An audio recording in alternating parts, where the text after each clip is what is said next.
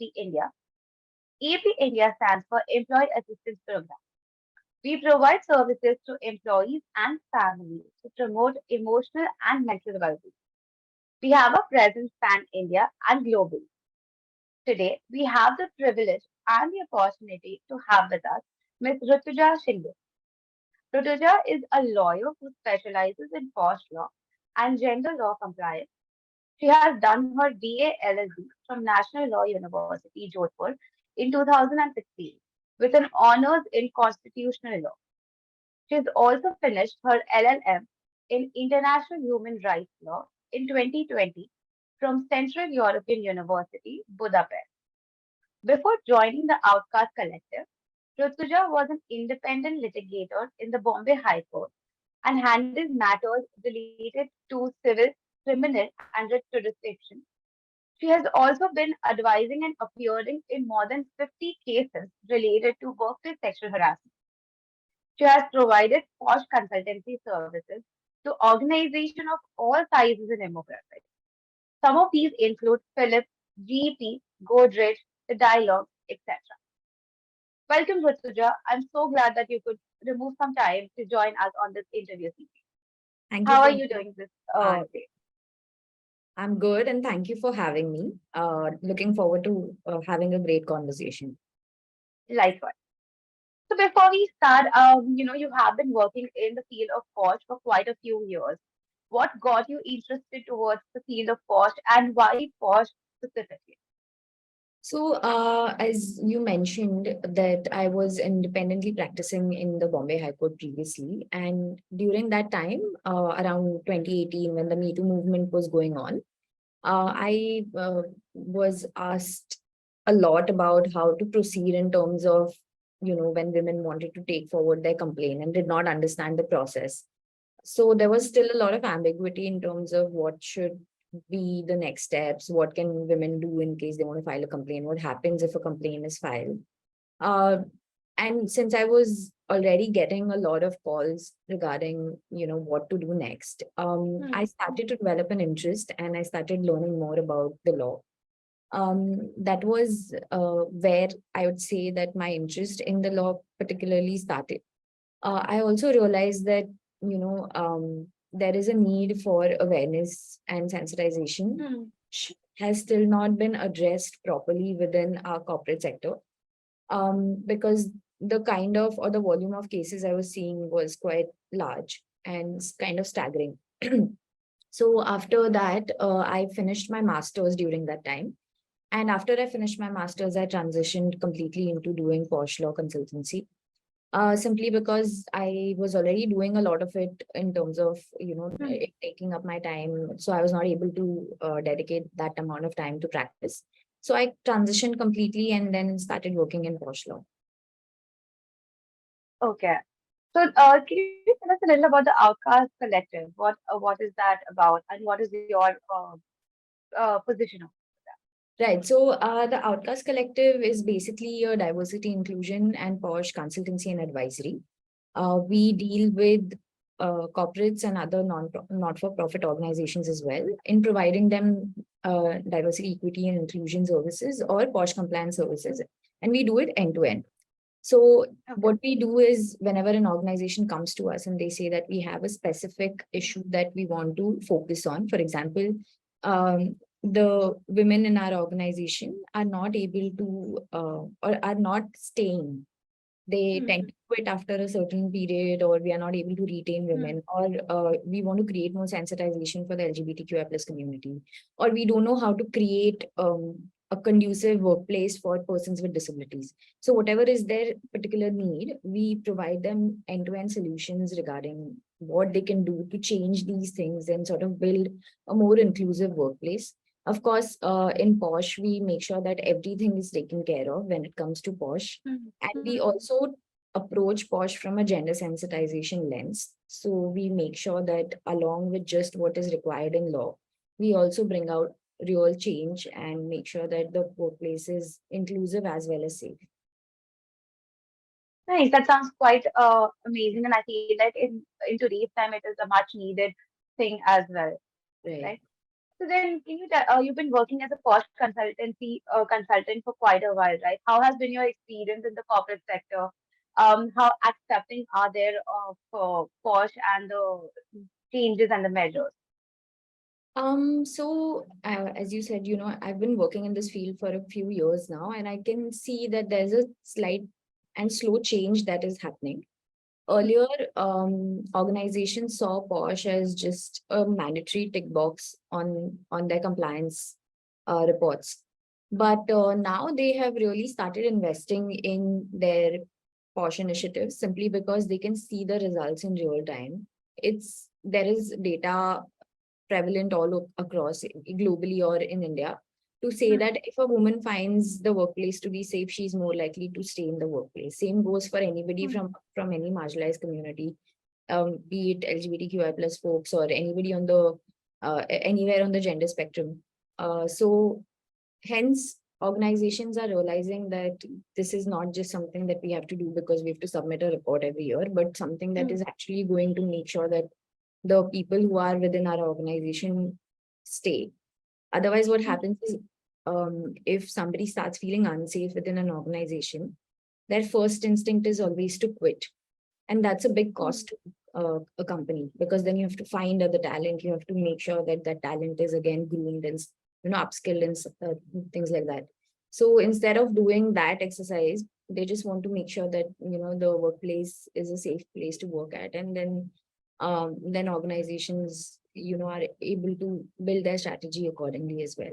So they have seen higher retention rates because of that, and that I think that is why the trend is also changing, not from just a compliance perspective. It's moving to more of a good to have inclusion mandate that we should keep our workplaces safe. hmm.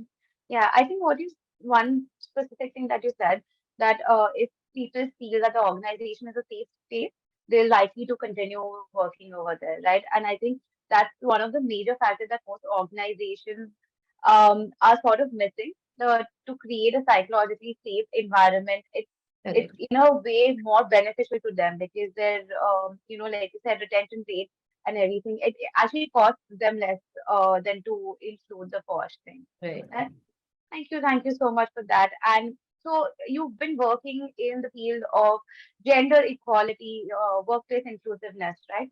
And I've seen that on your LinkedIn, you have been quite vocal about all of these aspects as well. So can you tell us what you feel inclusivity in the workplace is? How would you describe inclusivity in the workplace as? Right. So see, inclusivity is not about a certain group. It's about your Hmm, mindset and your thinking, right? If you are an inclusive person, you will extend that to anybody who's around you. So regardless of their gender identity, their sexual orientation, whether they are neurotypical or neurodiverse, things like that, you will just have a mindset to be more accommodating hmm, of the person next to you. Sorry, just a hmm, second. Sorry. I was not able to see the screen. Yes. So hmm, inclusion or just inclusive thinking is what I think in principle is the most important aspect of um, being a safe space for a person to be in. I think it should start with the leadership team, wherein the leaders are able to drive this kind of a mindset, and hmm, this kind of mindset has to also translate into action. You cannot just hmm, say, oh, I'm an inclusive person, but when you really have to hmm, stand up and be an ally, or you have to stand up and advocate for somebody from a particular community you are not from, you just do whatever is the most convenient instead of saying that I don't want to ruffle any feathers. A lot of the hmm, times, I think people believe that, like for example, Pride Month is coming. You would see a lot of people putting up rainbow flags and hmm, companies changing logos, and they just stop there. hmm, But real inclusion is when the inclusion is translating into advocacy. It's translating into hmm, allyship. It's translating into creating equitable processes. So hmm, that's why we say that it's not just diversity and inclusion. It's diversity, equity, inclusion, and hmm, belongingness. So if you want to really be an inclusive workplace, then you have to walk the talk. You cannot just say that we are an inclusive workplace, but you don't know what is happening within the system. Are your Hmm. policies created from a lens of inclusion? Are your processes um eh, are your processes conducted with the mindset that okay, most people should be accommodated within the system, not just for one particular type of person. It's Hmm. as simple as what are we writing in our job descriptions? Who are we targeting to be our the people who join our organization? Hmm. Who are we giving more appraisals to? Really thinking about every single action that we are doing, and is it coming from a place of inclusion or is it coming from a place of bias? So I think Hmm. inclusivity or inclusion is just a mindset issue. Hmm. It's not about targeting a specific community and saying that we want to create inclusion for women or inclusion for the LGBTQI plus community. Of course, that will happen if you create inclusive workforce. Hmm. Then you will be able to introduce any kind of diversity to that workforce and it will absorb it very quickly. Hmm. Right. I totally agree with you. I think inclusivity is more of your ideologies and how do you go about it. And like you very truly said that June is going to come up and everyone is suddenly going to turn into this very, pro LGBTQI community and everybody becomes so inclusive. But then Yeah, it stops there. Post June, then what about that, right? I mean, same goes with mental health. They all organize this workshop about it, but then when it comes to actually targeting, these areas, actually tackling the problems, giving mental health day off, none of the organizations are actually making that changes. So I right. think that I really agree with the fact that it has to be a ideology shift rather than just, the I think it's superficial also action. mental health month going on right now. So I did Correct. a lot of conversation about, how mental health is important, and it's important that you have a mentally healthy workforce, which obviously for anybody who can put two and two together, it makes sense, right? Why you would Hmm, want to hmm, be mentally healthy, hmm, because better mental health is increased productivity. And the same thing is about creating inclusion. And if you have an inclusive workforce, you will have better mental health, hmm, because that is a safe space to hmm, be at, where people are like, okay, I can be myself. I don't feel, hmm, threatened or that kind of anxiety of being here, because I don't know if I'll be judged for my identity, if I'll be judged for hmm, just being who I am. And I think so much of this conversation about mental health happens on a very surface level. Similarly with inclusion, because it works in tandem. If you don't have an inclusive work, hmm, hmm, it cannot be a healthy workplace to work at in terms of mental hmm, health as well. So I think that's where organizations really need to dig deep and understand that, are we just saying things because we have seen other people saying those things and we are just hmm, trying to, replicate it, or are we really digging deep into how this is working for us? How can we make hmm, this something that is useful to the people that are in our team, and really extending that support when it's needed, be it in terms of creating inclusive policies, or just hmm, application of those policies, or similarly for mental health. hmm. If you'd see a lot of the, is it okay? Because I know I'm going Yeah, on. yeah, no, no, definitely. Please go on. So if you'd see a lot of the diverse groups that come in, Hmm, people who are from marginalized communities are more likely to face mental health issues in an organization, hmm, simply hmm, because they face a certain type of behavior, or they are more likely hmm, to face a certain type of behavior from people within an organization. Microaggressions, people hmm, bullying them, comments or backhanded comments, or any kind of humor that is derogatory towards them.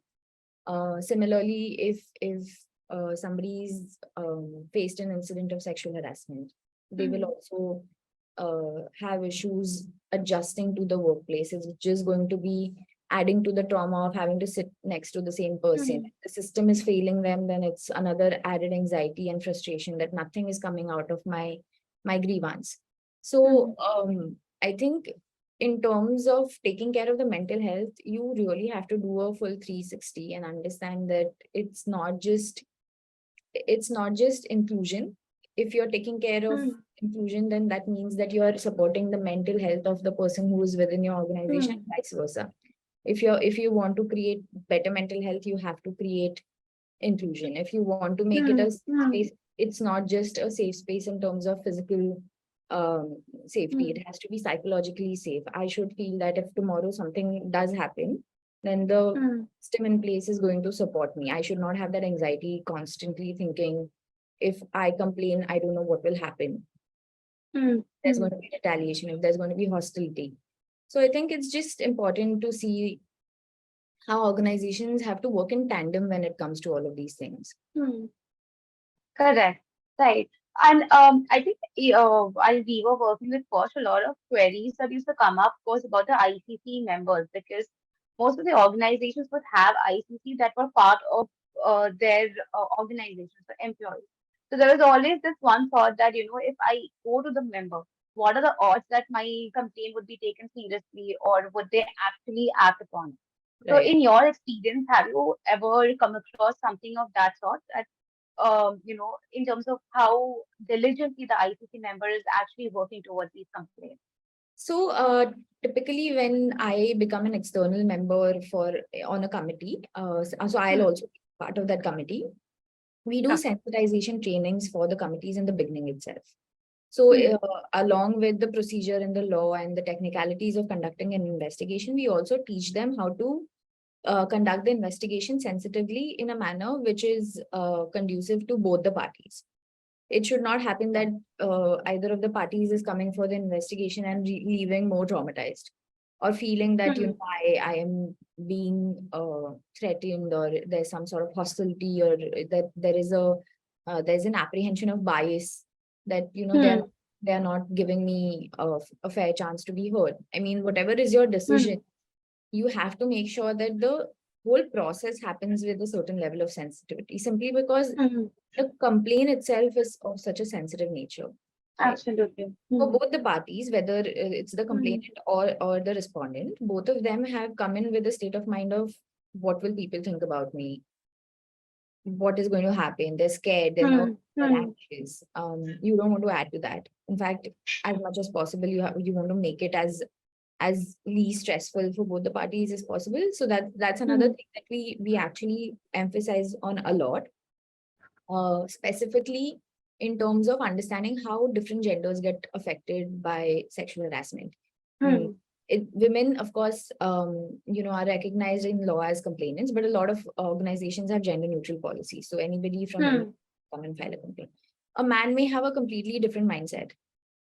He is thinking of a completely different response from the IC, thinking that, oh, I filed a complaint, they'll think I'm less of a man. Because these things are just something that society has built up. People from the LGBTQ plus community are afraid that if I file a complaint, they're not going to take it as seriously as a cishet, because I don't fit into the bill of who they see as a complainant. So all of these things have to be addressed even before the IC gets into any kind of investigations. If there is an IC that is not trained on how to do investigation sensitively, then I think there is no point in knowing the law and the technicalities, because then in essence you're failing in implementing the law in spirit. Correct, absolutely. And I think one of the biggest things is also confidentiality, because coming up with something like that, there's always that fear of whether they'll fire me in a wrong way, or maybe they'll start treating me differently. So I think that confidentiality holds such a great importance when it comes to a work like this, right? Thank you for sharing that, because I think knowing about ICC from a law perspective and how it operates is quite a fresh perspective even for us. Um, okay, let's go to the next question. I wanted to understand. So you must be aware that currently we are going through this same-sex marriage battle in the court, and there is still. I feel that there's still a long way to go. Even if it becomes legal, there's still a lot of things that we need to fight for. So, what do you think? Whatever the result comes, do you feel like there will be an impact of that on how organizations are? Because a lot of organizations, big corporates, they have these benefits for spouses. Right. which I feel when it comes to same-sex couples, that gets lost. So getting that, do you feel like would be any way comforting or beneficial to them, or any kind of impact that the result will have on organization? Right. So, equal marriage rights, as they say, it's a right, not a privilege. Everybody has the right to get married, regardless of who their choice of partner is. Um, it's essentially an issue that corporates have to address, and not just because it's something that affects corporates in the workplace, but also because the people who are in your workplace are also going Hmm. back to their partners who may be of the same gender. So, Correct.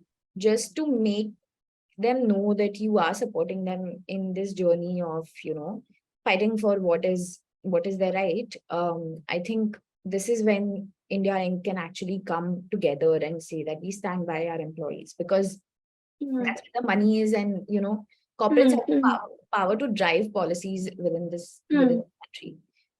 If large corporations come and say that we back this cause, it's going to have an effect on the mindset of people, right? Which Hmm. is why Hmm. so many organizations who are in that kind of a position of power or have that kind of money are Hmm. able to say it so freely that we support equal marriage rights, because Hmm. that just shows people that, okay, if this giant corporation Hmm. is doing it, then maybe it's something Hmm. worthwhile to look at, right? Hmm. In terms of how it affects the workplace, so we actually have currently planned for Pride Month a Hmm. one discussion with on how equal marriage rights are important, even from a corporate perspective. So we are Hmm. doing these with different organizations wherein they want to bring in this conversation just for awareness of their teams. So what we Hmm. do is we sort of build the conversation about why this is something that corporates should care about when you're drafting your policies, as you said, benefits, when you Hmm. are giving concessions, you're making accommodations, are you looking at a heterosexual couple? Is the drafting, the implementation Hmm. of your policies and processes coming from a heteronormative lens? Because in Hmm. that case, you are always looking at, and I'm not saying that this is only for the Hmm. LGBTQS plus community. For anybody, it is not healthy, because then you're Hmm. the woman as the primary caregiver, Correct. then you are Hmm. not giving as much importance to paternal leaves, because Hmm. instead of maternity and paternity leaves, I think like Scandinavian countries, we should move towards parental leaves, because Hmm. the parents essentially should be playing the same amount of uh, Correct. Hmm. uh, role in a child's upbringing, right? So Hmm. regardless of what gender the person is from, if you are a parent, you get the same benefits. Hmm. Insurance, a lot of the insurance policies that employees have come from corporates, because there are these insurance plans that corporates get for employees, health benefits, medical insurance, things like that. So some of these require you to be signing off with the spouse, right? Some of the benefits Hmm. that are there. And if a person is not able to get married, then are you recognizing their partner as a spouse? See, whether the law Hmm. will change or not, we don't know, right? Hmm. But you as a company have the choice to make your policies inclusive. Hmm. The law may or may not decide in favor, Hmm. right? But today, you as a corporation that is in a position of power can say it's okay. We don't really need you to have a spouse. You can have a partner. Hmm. So I don't think it's necessarily driven by law. Of course, the law will take its own course, but I think Hmm. corporates need to be more proactive than that. They shouldn't have to wait for the things to change in the legal. Because see, even with POSH law, if you read it today, it says the complainant is a woman. Correct. Hmm. But a lot of companies have taken it up Hmm. ahead and made it gender neutral. Hmm. Why can't they do that for partnership benefits as well, right? Why do you Hmm. have to have somebody be a spouse? Um, Hmm. if you have technical questions about how it will play out, that's fine. There are experts Hmm. who will come and help you out. Like, we'll review your policy, we'll tell you how exactly it will play out. But if the intent is there, then it is definitely possible. So I think equal Hmm. marriage rights as a conversation in terms of advocacy and allyship for the people who work in your organization, very important that you tell them that we are with you and, we'll support you through this fight. Hmm. But as on the policy and process level, I think you should not wait for the judgment to come. I think you should just say that, yes, we are okay with this. We'll move forward. And then subsequently, whenever the law says, we are ready to change, then it'll happen. Hmm. So how far along do you feel like organizations have come in this change, in achieving this change? Because I feel it's slow, but at least people have started talking about it. So at least we've reached the phase of talking. But do you feel like we've made any progress, or it's still a very long way to go? See, because it's upon the discretion of the organizations at the moment. The more forward-thinking organizations are Hmm. open to this kind of a change Hmm. in their systems. But even today, it's a minuscule number, right? Okay. People don't Hmm. want to, or they don't want to uh, have radical changes. Hmm. Organizations don't want to have radical changes because they're like, oh, we don't know how it will be, and if people within our organizations are ready for this, and it might cause too much of Hmm. a stir and stuff like that. So Hmm. the organizations that are doing it are few in number. Okay. Hmm. I'm talking about in terms of actual policies that are there. Hmm. Hmm. There are some who are vocal about being supportive or being a safe place to work for people from the queer community, which is, I mean, still important. It may not be as Hmm. great as like having policies and Hmm. processes, but at least I know that if tomorrow I'm discriminated against, there's a zero tolerance policy, there's a process in place Hmm. to go and complain, or this is not something that is tolerated. Again, that Hmm. number is slightly bigger, wherein Hmm. they are trying to create a safe space. But on policy process level, they may not have started anything because they're still at the awareness sensitization level. And Hmm. then there's a large portion which is not touching the topic because Okay. they believe that people are not ready for this conversation within their Hmm. organizations, which I would like to disagree with, simply because I think people are more empathetic than we give them credit for, or at Hmm. least they would like to know. Like a lot of times people will say, oh no, our organization has offices in tier 2, tier 3 cities. So we don't know how people live. But who's to say that just because, Hmm. they are in tier 2, tier 3 cities, they Hmm.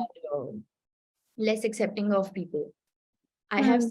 seen people on factory shop floors be extremely accepting of same gender relationships, of transgender Hmm. working with them. There are no questions asked. So this kind Hmm. of mindset that the workforce is not ready for it is a bit, I think that's where companies really need to assess if this is their Hmm. bias from the decision makers Hmm. or it's the reality. And maybe that would be the first step in increasing the number of people who gradually reach the place where you have, policies and processes. Hmm. Correct. And I think the more conversations we have, the more we also realize how ready people are. Yeah. And, from educating also, if companies start having that conversation, start educating the employees, those who are uncomfortable might actually, get on board with it, and they will also realize a lot of things. I think there's lack of education in this area is what I've seen, because even when I come across so many clients, they want to know about it, but then they don't have the correct source to know about it.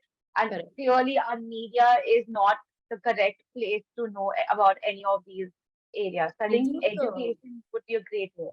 Yeah, so I think this is where you really need to listen to the people from the community, right? Hmm. Whenever we are having these conversations about LGBTQI plus inclusion, of course, you might know that one of our co-founders, Ritushri, she's a trans woman, right? Hmm. So Hmm. you really cannot speak for the community. You have to listen to what the community has to say. Hmm. Why are Hmm. you listening to cisgender heterosexual people talking about what equal marriage rights should? Correct. Because it's not Hmm. affecting them. In fact, Hmm. at most they can give you an outside perspective. There are Hmm. a plethora of people from the community who will, if given the opportunity, come and educate you on what it means to be a queer person in a workforce, right? Hmm. And of course, they have to be duly compensated for their labor. That's a given. But who are you asking to be Hmm. your educators? Hmm. If you want real education, you want real awareness, you want to understand sensitization from the perspective of person who's going to receive that kind of this thing from you, then it has to be from somebody from the community. Hmm.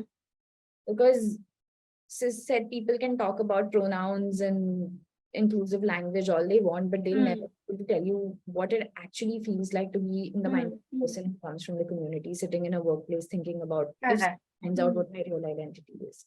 So Hmm. I think we really need to see who we are listening to, Hmm. who are we spotlighting, who are our who are the people who are coming in and teaching us this. Because Hmm. I see even in our field of diversity and inclusion, the people who are talking about queer rights or LGBTQI plus inclusion are often just, cisgender heterosexual people. Yeah, yeah. Hmm. And while I see that, that is also a kind of education, maybe try reaching out to a queer person first. And then if you Hmm. can't find someone, that's fine. You can pass on the opportunity to somebody who's not in the community. Hmm. However, Hmm. I am very vocal about this, that you should spotlight voices from the community when you're talking Hmm. about community, any community. If you're talking Hmm. about, and men cannot be making policies for women. Hmm. Hmm. Talking about persons with disabilities, you have to Hmm. have somebody from the community tell you what Hmm. it is that they are looking for, right? So Hmm. any marginalized community, including the queer community, the voices have to come from there, and that's how the real education will begin. Hmm. Correct. Should be a correct representation when we talk about it. Absolutely. So, can you tell us a little about your initial days when you started working in POSH? If there were any challenges you faced, and how was your experience like? So, at the beginning. So, because I told you, I started working on, so I actually started this movement for pro bono consultation for women who did not know how to go about filing a complaint for POSH. So Hmm. until date, I actually do it, wherein if there's Hmm. a woman who needs legal aid, she can reach out to me at any point. I try to have a conversation with her. Actually of any gender. I mean, as we've recognized, sexual harassment is a problem that Hmm. any can face. Um, when I started, the issue was that, and I think you being a psychologist will be able to relate with this, is uh, a lot of people used to reach out to me for SOS, saying I'm feeling really Hmm. Hmm. distressed. I feel that I'm not able to um like, take care of my anxiety. I feel scared, I Hmm. fearful. And there have been times when it escalated to an extent where, I mean, first, I don't want to trigger anybody. So I'm not equipped to deal with that, right? Hmm. I'm a lawyer. I can only give you advice in terms of what you can do legally. Hmm. To handle the trauma of the process, or if you're experiencing any kind of anxieties or, any kind of escalated emotions because of it, I can only suggest you to go to a professional who Correct. can take care of your mental health for Hmm. you, or like help you out with it. But Hmm. I really had to struggle with, like, telling people that I cannot help you out in about this. Because honestly, Hmm. I'm not equipped. I'm not a Hmm. psychologist. I don't know how you deal Hmm. with SOS situations. Hmm. So I think what I started doing was I would schedule calls, because then that would give them the headspace that, okay, this is the time that we speak, and we talk. Hmm. And I'd set the agenda, because otherwise what would happen, I'd be getting calls like in the middle of Correct. the night Hmm. that I'm Hmm. feeling this way. And Hmm. as much as I want to be empathetic, I'm not the right person. Hmm. So that was one of the things. The other thing was from the side of the organizations, corporates, was a little bit of resistance Hmm. of taking that one step extra, right? First, they'll be like, "Arey, madam, this is only for compliance. We just have to file a Hmm. report. We don't want to do too much." Hmm. That's what they would say. But I see that since the conversation is changing, there are, times when organizations who had that mindset a few years ago are now saying, okay, we think Hmm. that this is something important that is worthwhile to invest in. We are ready to have a more open dialogue. We're ready to invest more in making sure that this is taken care of. So I think that transition is happening slowly. Of course, there's still going to be a percentage that's going to say, no, no, no, we only want to do this for Hmm. that's also fine. At least it's happening, is what I tell myself. Hmm. I am like, okay, there's a law, it's a mandate. At least that's Hmm. for them to do it. Hmm. God forbid if tomorrow there's something that does happen in the organization, at least they have a committee. Hmm. So that way, but the resistance was one of the things that I did feel from organizations. Not all, some. Hmm. They are also progressing. I think more and more exposure to something does cause you to become Hmm. more like warm up to it. Hmm. So you did say that people would call you right for an SOS thing. Amongst all of these things, how did you manage to take care of your mental health? Because I feel working in such a area, having that personal boundary, that Yeah. how much do we actually get invested in these cases? How much do we have that boundary? So how are you taking care of your mental health amongst all of this? So obviously, because at that time there was an influx during the Me Too time. There was like a Hmm. massive influx of people coming out with their stories, and me, I was just 2 years into my practice. I was very Hmm. um, and because these things are so sensitive and people are always just very high emotions when they are talking about these things, it would have a certain amount of effect on me also. Some of the Hmm. things I was able to compartmentalize, but there were some things that were a little too frustrating, little too gruesome, Hmm. not gruesome in a violent sense, but Hmm. just Hmm. psychologically disturbing things that Absolutely, you would yeah. not be able to switch off from. Hmm. Which is why, again, I said I started scheduling it so that I knew that I was in Hmm. space to be able to give that Hmm. kind of advice that they are requiring, Hmm. unless it's, of course, it's urgent and they are on the Hmm. last of being able to file the complaint. Hmm. So I started scheduling my calls uh, at a time when I knew I would be able to handle this in a better headspace. Hmm. The other thing, of course, you have to do is and this is just generally for work, is you have to shut down at some time. You have to, Hmm. I mean, I am a lawyer, so, and this is my job. Hmm. And as much as I care about the cause, I also have to distance myself from it for Hmm. be able to keep a healthy mindset to be able to go back to it tomorrow. Hmm. So Hmm. in any case, I like to close work in the evening. I don't Hmm. in that hustle and grind and hustle, whatever, Hmm. 24/7 mindset. Hmm. I'll close my work and then I'll do something just to de-stress. I'll do exercise, I'll do something else. So just making sure that able to put some distance between you and the work is extremely important. I'm sure that happens to psychologists all the time. Like Yeah. I know your therapist as a therapist. Hmm. So everybody needs that kind of Hmm. support to be able to, get through, especially if you're dealing with something that is so sensitive. Hmm. So I think that's just what I did. Of course, people have their own ways of dealing with stuff like Hmm.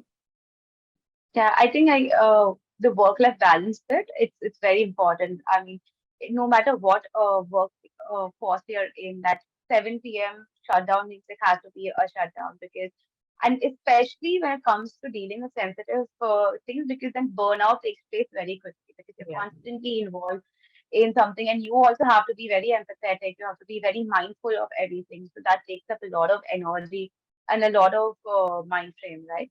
So I'm glad. I feel like self care is a very important part in this profession, especially. Great. Any closing message, any message that you would like to share with our listeners in terms of either being diversity, inclusion, or gender equality? Any last closing message? So just a few things. I know companies are trying to get out of their comfort zone and trying to take those steps. Hmm. I would just advise them that don't be so reluctant. Take a step. And whatever is it that you're expecting, I think you'll be surprised. Hmm. I think uh, the corporate culture has come a long way since when these conversations started, and this is the right time to be able to do something tangible, whether it's about gender equity or any kind of inclusion for any marginalized community. Don't worry if people are ready. If you drive it, people will join you. Resistance, most likely, if it will come from the leadership team. So take care of the leadership team first, that they are aligned, they are on board. And once the leadership says it, people who are working under them are bound to follow. And don't expect results overnight. Nobody just has a perfectly inclusive workforce overnight. It is constant reinforcement of the same messaging. It's a long-term intervention. Think of it as something that is a 3-year or a 5-year goal that you want to make. Make it sustainable. Don't just do it for the optics. Don't do it because it looks good as a PR mechanism. Do it because it has real-time results for you and your team members.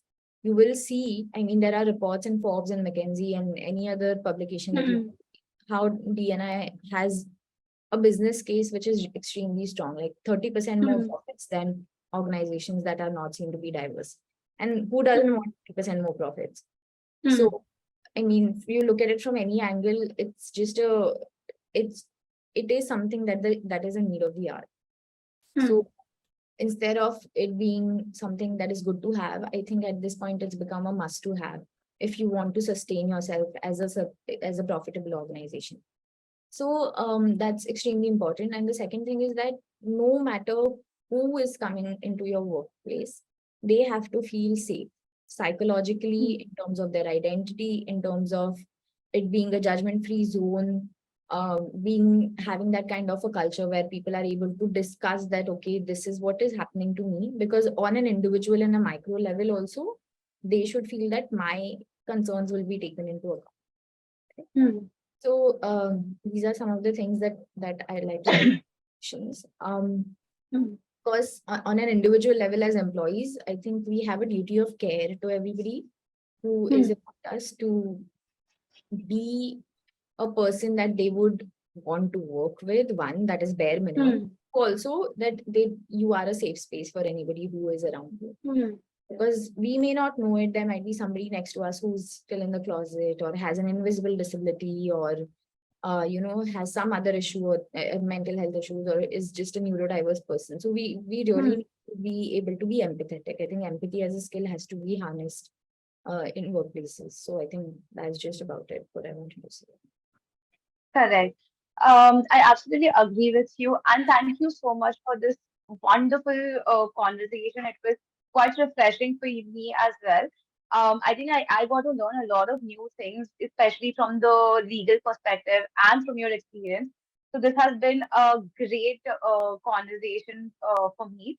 Thank you so much, Rutuja, once again for doing this, for removing your precious time and being on this talk series. Thank you so much for having me. It was great talking to you.